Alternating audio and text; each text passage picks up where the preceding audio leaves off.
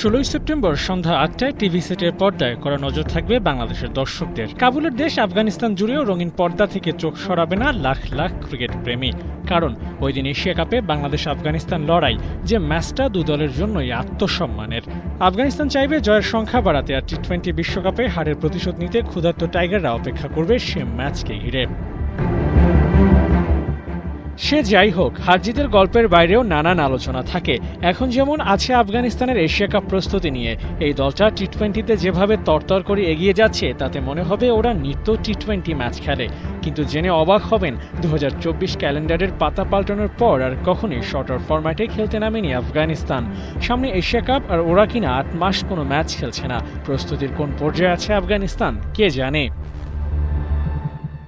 অন্যদিকে বাংলাদেশ দল পরপর দুটা টি-20 সিরিজ জিতে বসে আছে। দুই দলের প্রস্তুতির ধরন দুরকম। আপাত দৃষ্টিতে মনে হবে পিছিয়ে আছে আফগানিস্তান আর এগিয়ে আছে বাংলাদেশ, কিন্তু সর্ষের মধ্যেও ভূত লুকিয়ে আছে, যা ভয় দেখাতে পারে তাসকিন, লিটন, মুস্তাফিজদের।